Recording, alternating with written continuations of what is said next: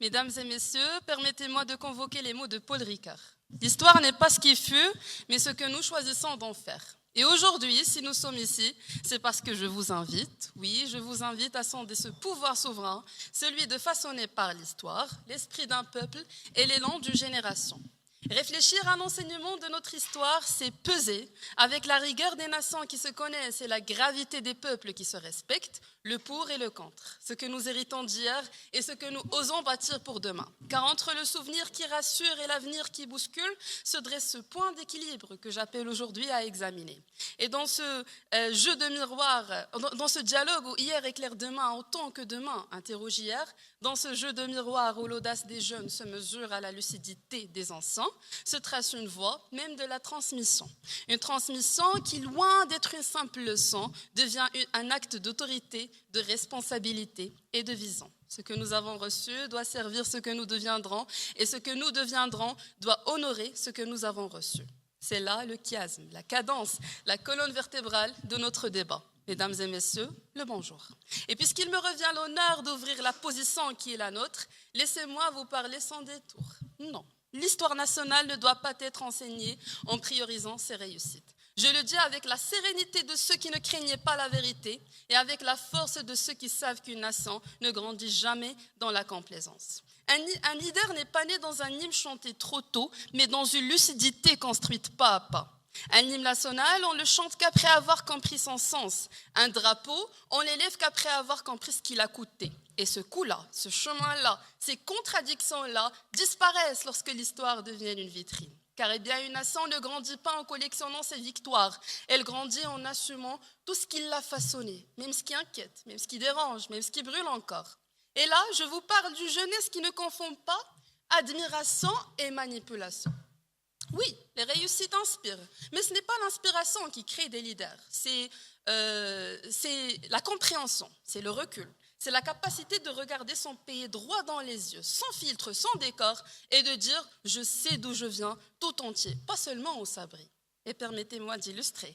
Prenons un exemple qui m'est cher, le Maroc. Notre pays, dont le drapeau porte un rouge qui n'est pas juste une couleur, mais une mémoire. Un rouge chargé du sang versé par ceux qui ont dit « hier nous combattrons pour que demain existe ». Et c'est un symbole de défaite, de douleur, de sacrifice, de perte parfois, mais de recommencement toujours. Et que chaque fois que l'hymne national retentit, hier revient frapper au cœur d'aujourd'hui. C'est dans ses totalités, victoire et blessure, qui a forgé la dignité de ce drapeau qu'on hisse aujourd'hui avec fierté. Voilà ce que j'appelle transmettre l'histoire. Pas l'effacer, pas l'adoucir, mais plutôt l'élever. Nos opposants aujourd'hui ne sont pas nos adversaires, ils sont nos miroirs. Ils montrent ce qui rassure, nous défendons ce qui instruit. Ils espèrent élever le drapeau, nous voulons savoir comment on l'a porté. Ils veulent des jeunes inspirés, nous voulons des jeunes préparés. Et il y a une différence immense entre former un citoyen et fabriquer un spectateur.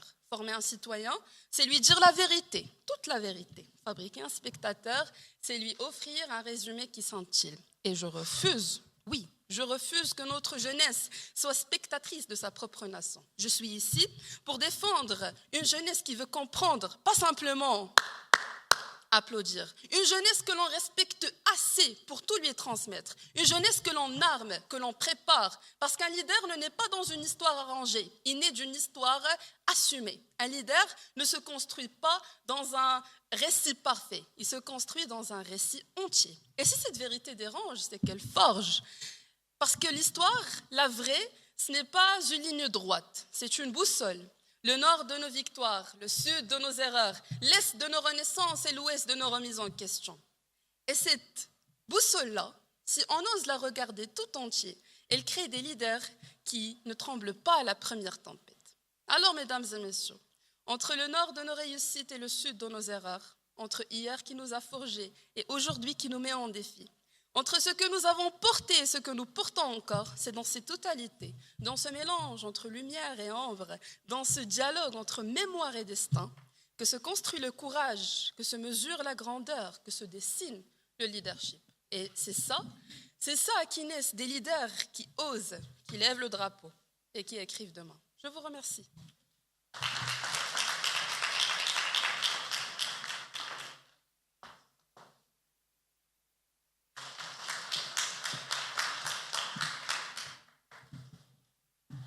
Mesdames et messieurs les juges, chers camarades, imaginez un enfant, tête penchée, stylo mâchouillé, rêve un peu usé. Son professeur commence à lui raconter l'histoire de son pays, mais d'une manière un peu étrange, comme si tout n'était que défaite, erreur et catastrophe. Et soudain, l'enfant se dit que tout est déjà écrit et que lui aussi fera partie de la longue liste des ça aurait pu marcher, mais finalement non. Maintenant, imaginez le même scénario, mais raconté autrement.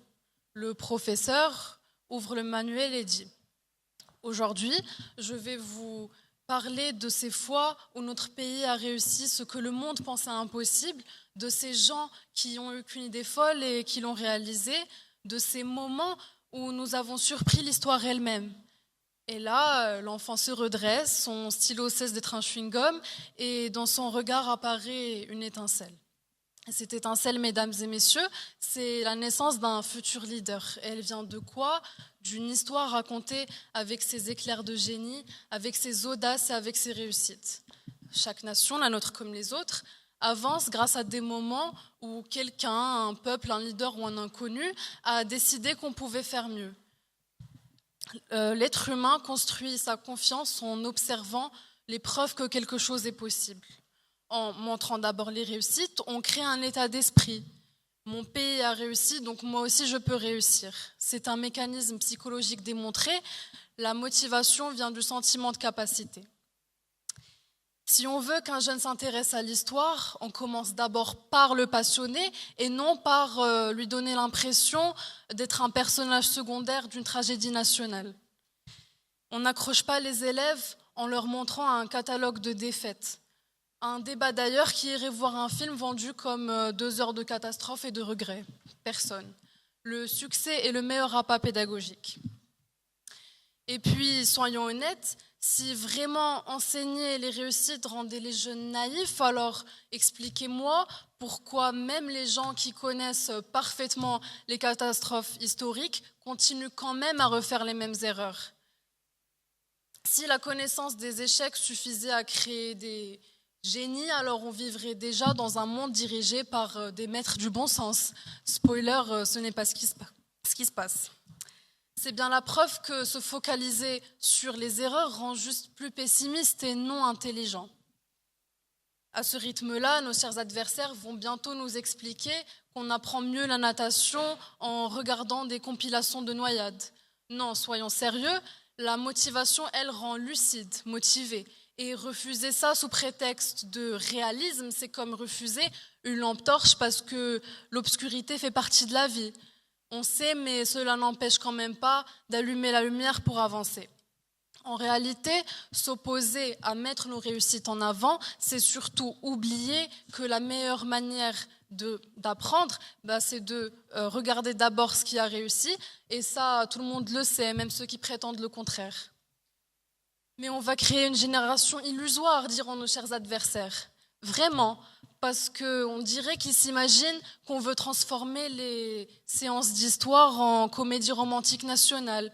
Tout allait bien, tout le monde s'aimait, personne n'a jamais fait de bêtises. Évidemment que ce n'est pas ça.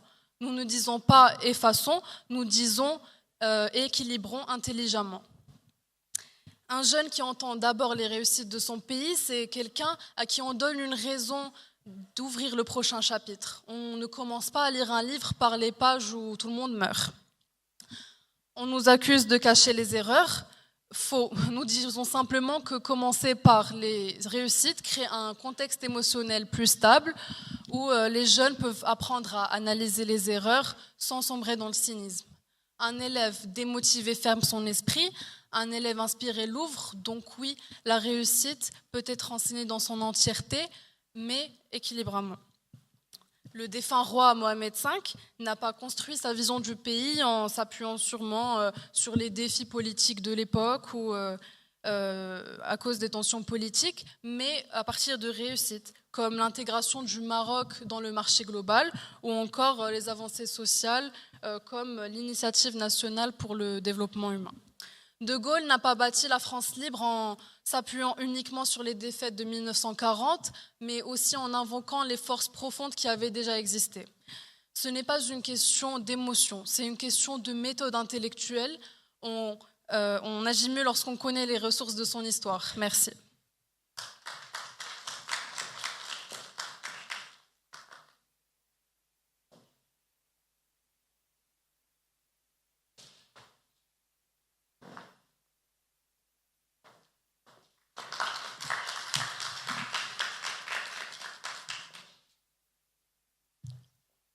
Tout d'abord, pour vous répondre, chers opposants, vous dites que vous allez prioriser les réussites, mais aussi analyser les erreurs.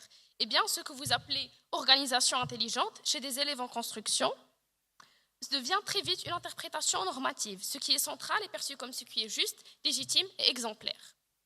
Bonjour à tous et à tous. Un récit historique n'est jamais neutre. Il porte des valeurs, des messages, des biais, parfois même des justifications implicites. Et ceux qui le reçoivent, enfants et adolescents encore en construction, n'ont pas les instruments critiques nécessaires afin de distinguer ce qui relève du savoir de ce qui relève de l'idéologie.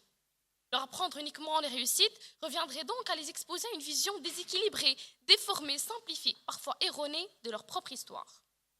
Lorsque l'on décide d'enseigner l'histoire nationale en priorisant uniquement les réussites, l'histoire cesse d'être une quête de vérité pour devenir la matrice d'un récit idéalisé. C'est ainsi que naît la propagande, non pas bruyante et grossière, mais subtile, enveloppée dans l'éclat des victoires et le prestige des héros. Premièrement, enseigner un récit centré sur les réussites peut encourager l'arrogance nationale et le sentiment de supériorité, incitant les jeunes à considérer la domination ou la force comme des solutions légitimes aux problèmes. Par exemple, les États-Unis ont longtemps présenté leur conquête de l'Ouest comme une ascension héroïque, en occultant le génocide des peuples autochtones. En Israël, l'enseignement officiel a longtemps présenté un récit centré sur la résilience, le retour sur une terre ancestrale promise et la légitimité historique. Mais ce récit, lorsqu'il est présenté seul, laisse dans l'ombre le déracinement et la souffrance du peuple palestinien. Selon la professeure Nurit Peled El-Hanan de l'Université hébraïque de Jérusalem dans son ouvrage Palestine in Israeli School Books, Ideology and Propaganda in Education, certains manuels israéliens présentent les Palestiniens comme des terroristes, des réfugiés, des paysans primitifs et non comme de bons citoyens et ne les présentent jamais de manière professionnelle. De la même manière, les anciennes puissances coloniales, France, Grande-Bretagne et Portugal, présentent leur expansion comme une mission civilisatrice, occultant les violences, les spoliations et les systèmes d'exploitation. Cette glorification unilatérale enferme le jeune dans une vision impartielle, une incapacité à reconnaître les torts et à éprouver de l'empathie envers les peuples qui en ont souffert. Enseigner uniquement la réussite, c'est donner aux jeunes une vision déséquilibrée, où la grandeur devient synonyme de domination et non de justice. Ces exemples ne visent pas à juger ces peuples en eux-mêmes, mais à montrer le mécanisme universel. Toute nation qui n'enseigne que ses victoires finit par produire une identité nationale rigide, centrée sur elle-même, parfois au détriment d'autrui. Deuxièmement, l'histoire montre que l'on peut construire des récits nationaux forts et motivants sans glorifier uniquement les réussites. Le peuple arménien est un exemple frappant. Le génocide arménien du XXe siècle a été un traumatisme immense. En effet, entre 1915 et 1916, des centaines de milliers d'Arméniens ont été déportés, massacrés, contraints à des marches forcées vers des camps du désert. Les estimations parlent de 1 jusqu'à 1,5 million de morts. Mais les Arméniens ont forgé leur identité nationale et leur résilience à partir de cette défaite. Au lieu de cacher la souffrance, ils l'ont mis au centre et ont forgé leur identité nationale et leur résilience à partir de ça, transformant un passé tragique en une force nationale et culturelle. De même, la Finlande, bien que perdante initialement face à l'URSS dans la guerre d'hiver entre 1939 et 1940, a su transformer cette défaite et bâtir des institutions solides, renforcer son unité et construire un esprit national solide chez les jeunes. Ces exemples démontrent qu'une histoire nationale bâtie sur l'analyse, sur la mémoire des épreuves, peut encourager tout autant, voire davantage qu'une histoire centrée uniquement sur les réussites. Ainsi, enseigner uniquement les réussites enseigne aux jeunes d'apprendre le leadership, la responsabilité et la justice. Et enseigner uniquement la réussite n'éclaire pas cela des formes. Cela confère aux jeunes non pas un leadership éclairé, mais une vision partielle, une incapacité à comprendre les complexités humaines et à en tirer des leçons. Or, si l'histoire a un rôle, c'est bien d'éclairer les consciences et non de fabriquer des certitudes, de nourrir la réflexion et la responsabilité et non l'arrogance ou la haine. Je vous remercie.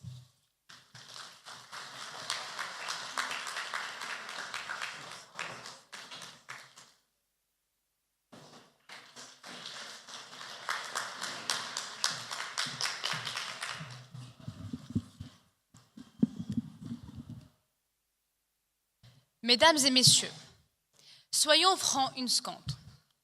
Dans un monde où les jeunes doutent, hésitent, se comparent, se sentent parfois incapables, vous voulez vraiment commencer à leur montrer les défaites?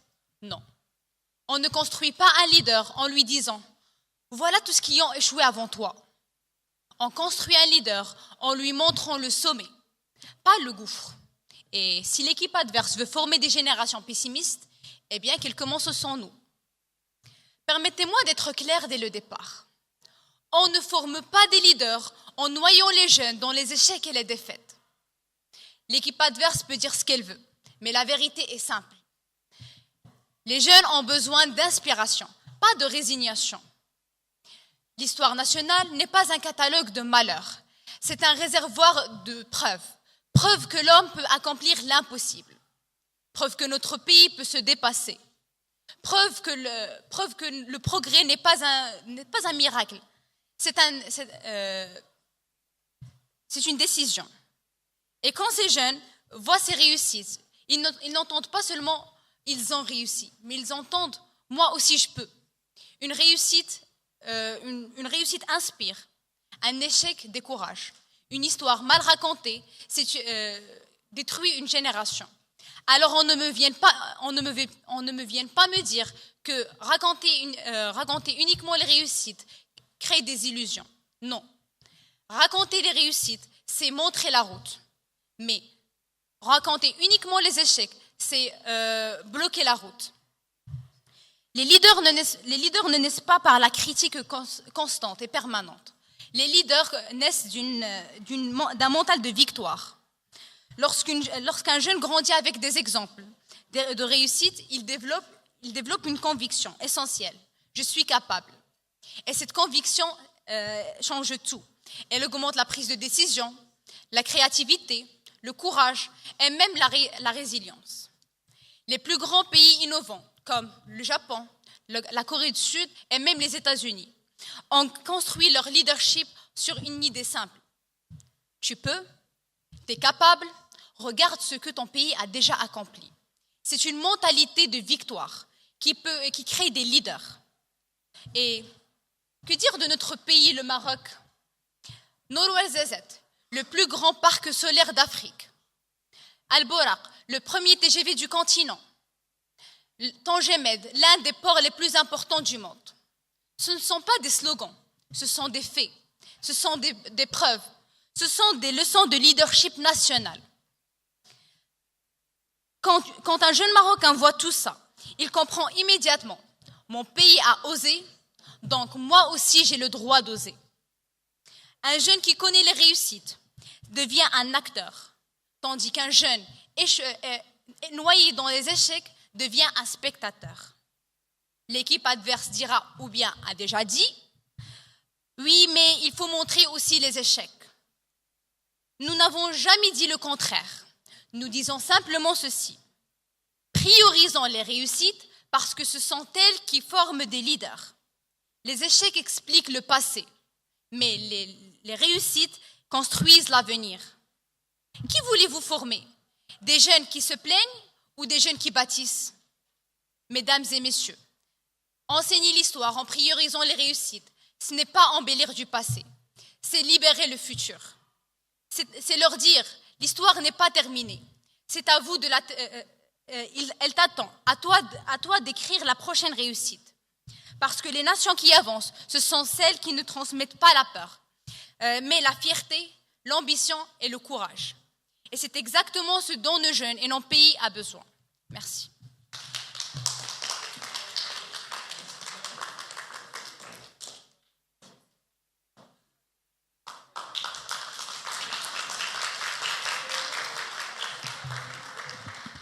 Pour reprendre votre formule, mademoiselle, soyons francs et clairs comme de l'eau de roche. Il y a mépris. Nous ne priorisons pas les défaites. Ce que nous faisons plutôt, c'est juste accorder la même importance aux deux. Bon, je sais que je ferais mieux de composer un épithalame à l'occasion de l'union des récalcitrants que sont nos opposants et la mauvaise foi. Mais pourquoi ? Je vais vous le dire. Vous défendez le faste des réussites, n'est-ce pas ? Alors que les déclins sont une partie intègre de toutes ces réussites. Pile je gagne, face tu perds. Trop fort. Votre formule à vous aussi, mademoiselle.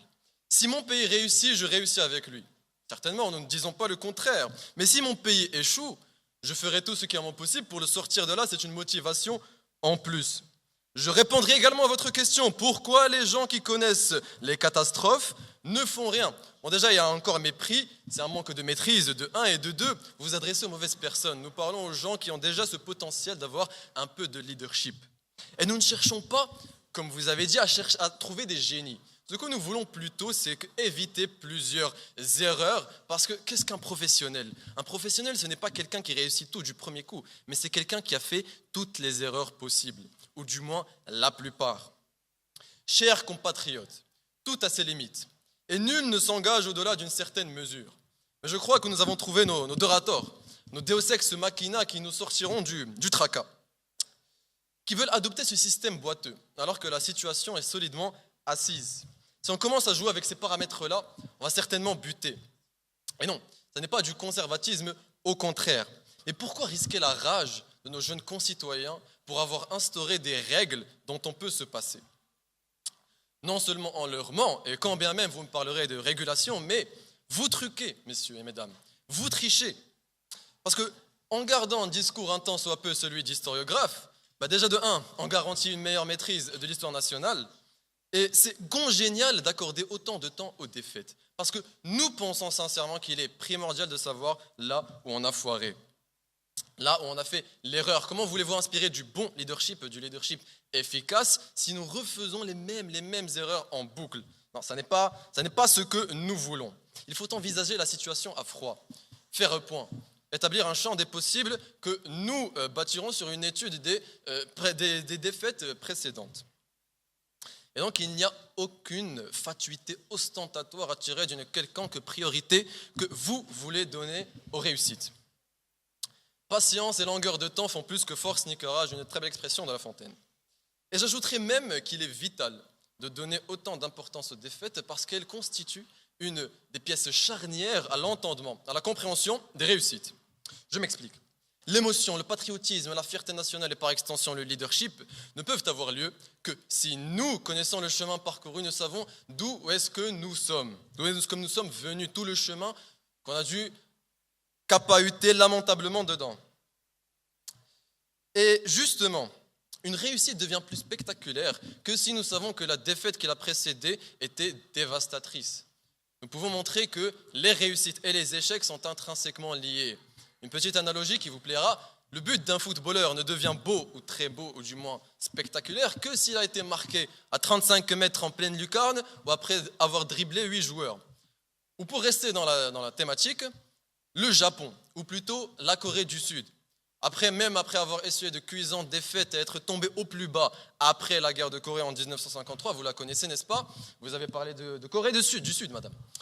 Et après la crise économique de 1997, elle a su se hisser au plus haut rang.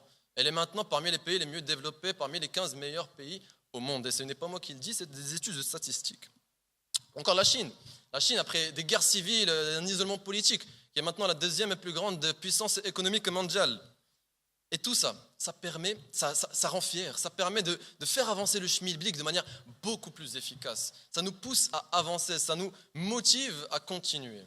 Et ultimement, si nous ne prenons pas le temps d'éduquer nos concitoyens et nos jeunes citoyens surtout sur toutes les périodes sombres de notre pays, de quoi aura-t-on l'air quand face à l'étranger, on nous apprendra qu'on nous a sous-cultivés et de la sous-culture qu'on nous a proposée ?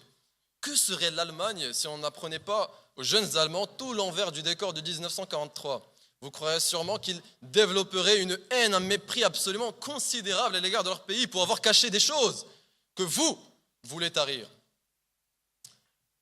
267 synagogues brûlées, nuit de cristal 1943. Vous croyez que si on leur cachait cela, l'Allemagne, les Allemands auraient cette même perspective vis-à-vis de leur pays, ils auraient cet amour pour la patrie, ils considèrent que la victoire des Alliés était une libération et que la défaite, vous allez quand même me citer comment vous allez prioriser, ou plutôt m'expliquer comment vous allez prioriser les réussites de l'Allemagne de 1939 à 1945. C'est très compliqué et nous ne voulons pas tarir ces défaites. Ce que nous voulons, ces réussites plutôt, ce que nous voulons, c'est accorder la même importance aux deux. Bref, assez de captatio benevolentiae. Même si un pays n'a pas eu de grande période de gloire, même si un pays n'a pas été très glorieux, très vaniteux de son histoire, et justement, cette fierté nationale doit être là indépendamment de tout élément extérieur. La réussite ou la défaite sont des parties complètement intrinsèques à cette fierté, justement. Et notre fierté ne tarira pour rien au monde. Et que le leadership sera, au moins pour rendre l'appareil à notre patrie, qui, elle, aura servi la vérité. Merci.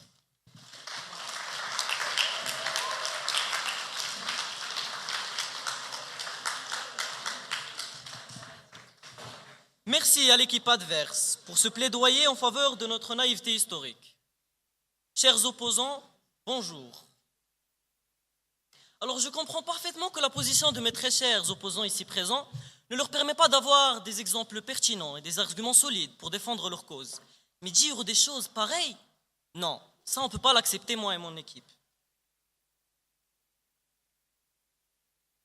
Mes très chers camarades ici présents, on parlait du drapeau marocain. Ils l'ont d'ailleurs ramené ici sur scène.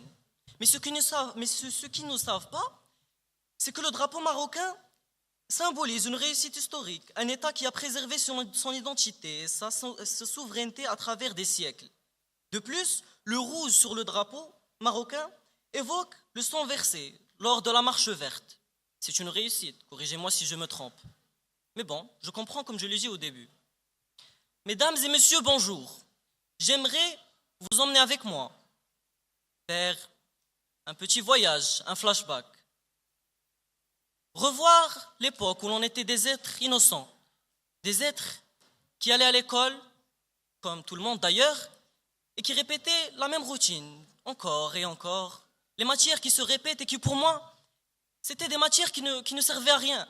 Mais il y avait bien cette matière-là, cette matière qui me tenait à cœur, qui discutait des sujets que tout le monde connaît. Notre bien-aimée patrie, le Maroc.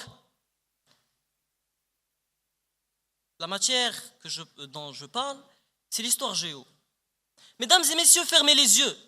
Revoyez cet enfant assis sur cette table, en lisant et relisant ces textes d'histoire.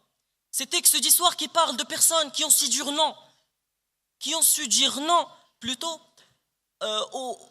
aux ennemis qui sont venus au Maroc pour nuire à notre pays. Or, ce roi qui a dit non, qui a su dire non, parce que le non, je ne sais pas si on se rend compte, mais c'est pas facile à dire à cette époque. À cette époque, le Maroc était un pays qui était préservé, si je peux le dire. Mais il a su dire non, il a dit non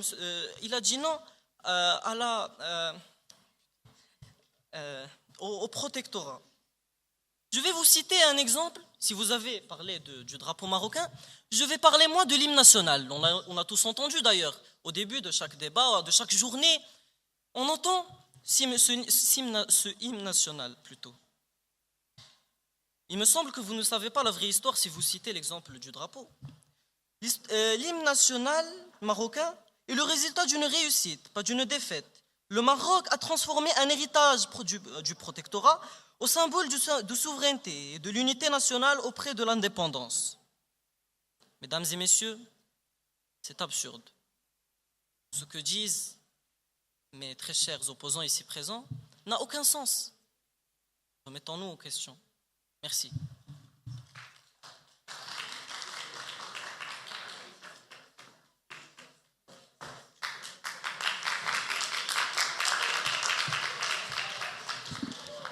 Mesdames et messieurs, le bonjour.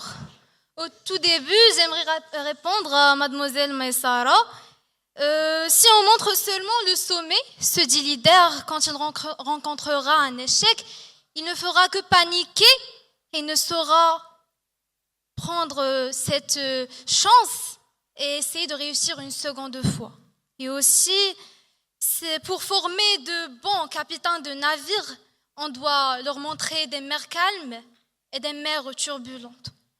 Aussi, vous avez dit que les États-Unis ont construit leur histoire sur leur réussite. Mais à quel prix? Des génocides, des tueries en masse. Chers auditoires, imaginez que vous appartenez à une famille couronnée de succès. Votre père, politicien reconnu, aimé pour sa gentillesse incomparable et son caractère qui n'a rien à voir avec celui de ces gens du pouvoir, au ventre rond tombant et à la moustache noire brillante. Votre mère militante pour les droits des femmes, inspirante dans tout ce qu'elle a et ce qu'elle fait. Chaque dîner ne peut échapper aux contes majestueux, histoires splendides, morales de réussite. Mais un jour, vous trouverez qu'ils vous ont caché quelque chose. Peut-être pas mauvaise, mais importante. Vous allez vous sentir trahi. Mes parents ont-ils cru que je n'étais pas digne de confiance? Cachent-ils d'autres choses que j'ignore? Après tant de réflexion, vous allez vous trouver devant un miroir, les yeux creux, la tête vide, répétant une phrase demi-vraie. Ils m'ont menti. Cher auditoire, ce scénario, même s'il vous paraît hors sujet, est un simple exemple qui vous introduira dans le cœur de mon argument. Lorsqu'on ne dit pas l'histoire telle qu'elle est à nos jeunes, on les trahit. Ils vont nous croire au début dans tout ce qu'on leur dira. Ils vont même être satisfaits et fiers de nos accomplissements. Mais lorsqu'ils auront un contact direct avec une information qu'on leur a cachée, ils vont nous nommer menteurs et ils vont commencer à repenser toutes leurs croyances. Avec un goût amer au creux de la gorge, le goût de la trahison. Chers opposants, avant de me contredire, laissez-moi me protéger d'histoires réelles. L'autre jour, en regardant une série d'interviews sur les histoires de quelques réfugiés nord-coréens, j'avais le cœur gros et les yeux prêts à pleurer. Yeonmi Park et Timothy Cho, deux survivants de l'escapade, ont raconté leur expérience dans ce pays communiste dictateur. Et parmi les choses qui m'ont marqué, et lorsqu'ils ont affirmé qu'ils croyaient tous les deux que le président Kim était Dieu, que les Américains étaient tous des barbares, des ennemis qu'on doit tuer, lorsqu'on les aperçoit, que la Bible était un livre maudit, si on le touche, nos doigts pourriront et on sera suivi de malchance pour le reste de notre vie. Toute l'histoire enseignée là-bas n'est que corrompue. Elle ne faisait que peindre la gloire de la famille Kim, leurs bons accomplissements, leurs agréables actes. Mais lorsque ces deux Nord-Coréens ont vu le jour en Chine, ils n'ont rien compris. Le président Kim n'était pas un dieu, il n'était pas le centre du monde. Les Américains n'étaient pas tous des monstres. La Bible ne te fait de mal corporel. Cela vous paraît bizarre, cet exemple, n'est-ce pas? La Corée du Nord est un cas spécial. Mais voyez grand et regardez loin, cher auditoire. Prioriser les réussites est le premier pas vers la dictature, vers le vol des droits de l'humanité, le droit de savoir, le droit de savoir. Cela me fait penser à un autre événement. Les statues des femmes de réconfort à Manille, à Berlin, en Corée et j'en passe, et leur enlèvement, qui a suscité de grandes manifestations de la part de quelques activistes comme le groupe Coréa Véran et quelques associations comme Gabriela Association for Filipino Women, d'après Comfort Women Justice Coalition. Pour ceux qui ne savent pas, pendant la Seconde Guerre mondiale, les militaires japonais construisaient des camps de prostitution en kidnappant et violant tous les jours des femmes taïwanaises, des femmes disons chinoises, des femmes philippines, des femmes des malaisiennes, et j'en passe, ce qui est un crime de guerre atroce. Mais par exemple, la Corée, ils n'ont pas essayé d'oublier cette partie noire de leur histoire. Au contraire, ils ont essayé de faire tout pour connaître. Ils ont essayé de faire des interviews et de poster sur YouTube pour que tout le monde sache cela. De là, on comprend que raconter l'histoire nationale telle qu'elle est avec ses biens et ses mauvais ne veut pas dire affecter nos jeunes négativement. Au contraire, on leur enseigne que de l'obscurité naît la lumière, que nos échecs sont les piliers de nos réussites. Merci.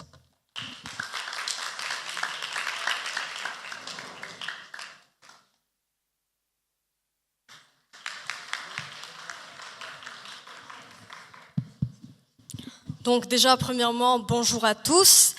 J'espère que vous avez passé une bonne matinée et que aussi la fin de votre journée serait aussi agréable. Premièrement, je tiens à remercier les deux équipes pour leur passage fort, pour leurs exemples, leur charisme. Eh bien, à vous tous, à nous tous en fait, merci. Je commence déjà, monsieur.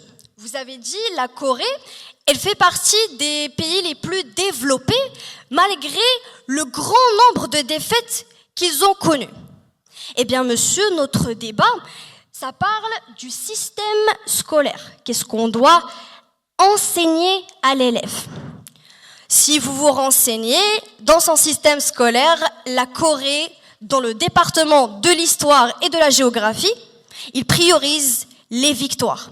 Ce n'est pas moi qui l'a dit, mais c'est plutôt d'après la source scholarship.pitt.education. Bien sûr, vous avez le droit de vous renseigner.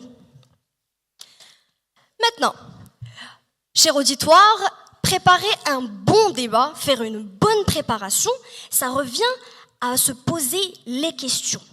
Bien sûr, pas n'importe quelle question, mais les bonnes questions. Et malheureusement, c'est là où mes opposants ont fait l'erreur.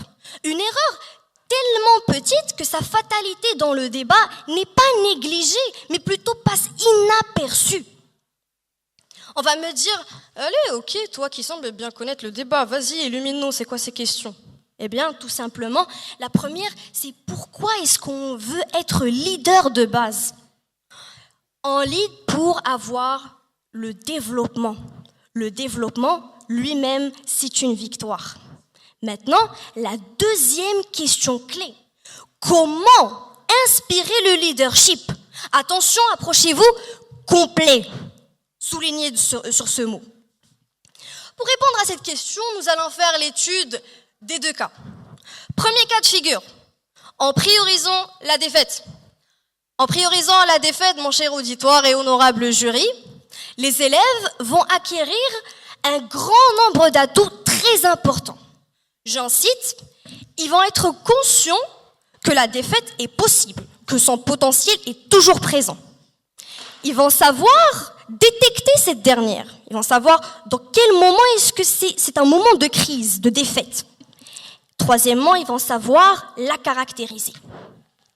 Mais, en se contentant de ces trois atouts qu'ils vont acquérir, vont-ils réussir à faire l'important, résoudre cette défaite? Je pense que non. C'est pas que je pense, bien sûr que non. On ne pense pas dans ce pupitre, notre équipe. Ce qui la rend incontournable, c'est qu'on est sûr de ce qu'on dit. Maintenant, deuxième cas de figure, quand on priorise la victoire. Bien sûr, il faut comprendre déjà que la victoire n'est pas fille du vide ou bien de l'anarchie. C'est le produit d'un plan, d'un travail, un travail d'équipe, des étapes, une méthodologie, en gros, une stratégie. Comment je vais acquérir cette stratégie? En priorisant la défaite? Bien sûr que non. La stratégie, on l'acquiert en donnant à l'élève la victoire, car la victoire, on l'a atteint grâce à cette dernière. En l'exposant régulièrement à la victoire, bien sûr, pas seulement la victoire, il faut être neutre, mais en priorisant la victoire, petit à petit, cette jeunesse, elle va commencer à remarquer, à acquérir et comprendre l'esprit critique et la méthodologie avec lesquelles leurs précédents ont pu aboutir à cette victoire. Bien sûr, ce raisonnement peut sembler abstrait, difficile à comprendre, et là, on fait appel à quoi? À un exemple de la vie réelle. Prenons l'exemple d'un exercice de maths. Le premier professeur te parle brièvement sur ce qui est base, ce qui est cours, théorème, règles, tactiques de calcul, et il bavarde sur les erreurs que tu ne dois pas commettre. De l'autre part, le professeur, il te parle brièvement, il te parle beaucoup et donne beaucoup de priorité à ce que tu as besoin pour résoudre le problème. Les règles, les théorèmes, le calcul et tout. Et parfois, comme une petite alerte, un signal, il te dit « fais attention à cette erreur, fais attention à cette erreur, celle-là, celle-là ». Donc, à votre avis, qui à la fin saura résoudre l'exercice? Celui qui sait les erreurs et un petit peu de la base, ou bien celui qui sait la base mais quand même a un œil ouvert sur les erreurs? Bien sûr, celui qui a la base, car il a les outils. Maintenant, en accumulant le raisonnement et l'exemple, nous aboutissons plutôt à une conclusion frappante et qui répond à notre question bien visée. Pour réussir, pour créer le développement, pour aboutir au leadership, il faut l'outil. C'est quoi l'outil? C'est la stratégie. Tu ne montres pas à l'élève la stratégie de la défaite, tu lui montres la stratégie de la victoire. Donc, c'est incontestable, on sait tous désormais que c'est notre position la vraie. Merci à tous.